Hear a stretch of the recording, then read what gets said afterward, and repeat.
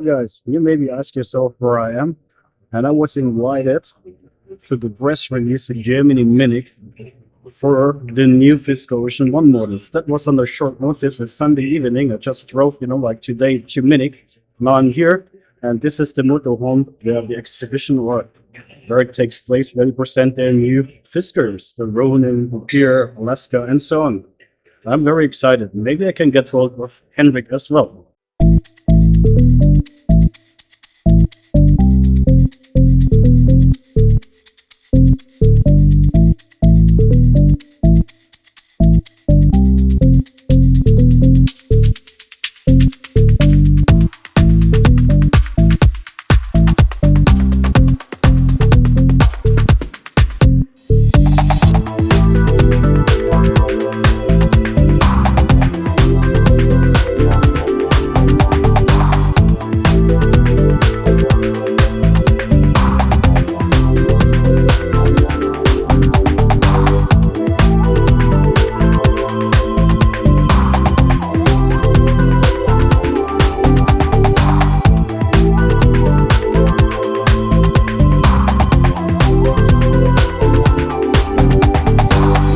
So let's welcome on stage our CEO and founder, Henrik Fisker.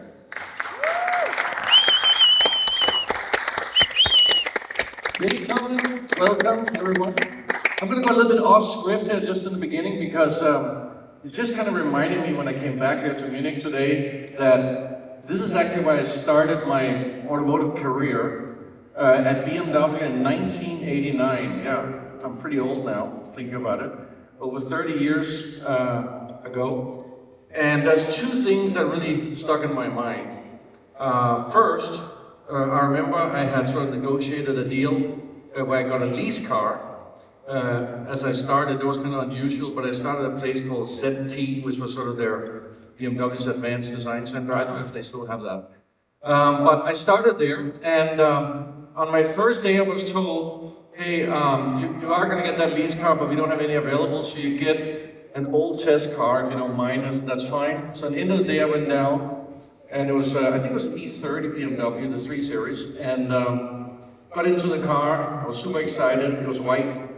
It looked kind of old and a little worn out, but I didn't mind, of course. Got in and started up, and it sounded kind of not like a 3 Series. It sounded really loud. So I went out and opened the hood, and I saw there was an M on it. So it was actually a BMW 3 Series, which they had tested the M engine in it. So I, of course, was super excited. Went out straight to the Autobahn, and I think I drove for 4 or 5 hours until midnight. And just thought, this is the greatest job in the world. I mean, this is my dream. Fantastic. Then I came in next morning, and then, to my surprise, I was excited to work on 7 Series, 5 Series, or some other BMW, but I was told that I was assigned to a project which was an electric car called the E1.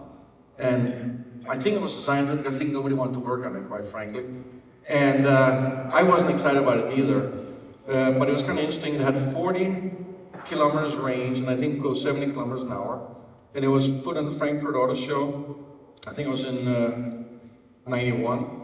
And I bought a brand new suit, stood next to the car. Nobody came and spoke to me. I don't think I even saw any pictures in any magazine from that car. But I wanted to tell that story because now here, over 30 years later, I'm making electric cars. And I think we're standing in front of the biggest change, probably since we moved from the horse to the gasoline engine in these next coming years. And I think it's super exciting. But it's also something that's a big challenge because we are moving into an era where we have to find new ways to get customers excited. Because we're not talking about engine noise or how smooth the gear shift is, those things are out the window. So now we have to come up with other things. How do we get people excited? And of course, design is one of them, but I think we need more than that. So we decided at Fisker that we will only launch a car if we can have 4 unique features on every car. There's going to be 4 that either a feature that nobody else has, or we have best in class. So let's talk a little bit about the Ocean. It's here. So we launched the Ocean, and we said, okay, we want to have an SUV that has the longest range in the world, which we achieved, 707 kilometers for an SUV. Of course, there's sedans that has longer range. We also made something called the California mode, which you might have seen in the video, or you can take a look at it later, which basically means 8 panels are moving away on the push of 1 button. Got great feedback from our customers on that, they love it. So that's number 2. Then number 3, we have a solar roof that actually helps charge the car. And then we did a couple of other cool features, taco trays, etc. But the 4th feature was also our intent to make the world's most sustainable car. And that's easy to talk about, but it was quite difficult to do, because as we use materials in the automotive industry, they always has to be tested. The suppliers, they don't really want to do something else.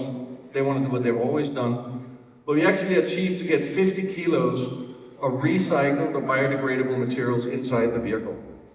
So if you look inside the interior, I would say probably 80% of the surfaces in there, even maybe more, 90%, are from some sort of recycled plastics. Mostly plastic bottles from the ocean, hence the name. So this is kind of what kicked off Fisker. We have already started deliveries, both in the US and Europe. Our strongest market right now is interestingly in Germany. So it's great to be back here. Very exciting. But we also want to show you a little bit about the future. What else are we doing? What other exciting things are we planning? So let's talk a little bit about the last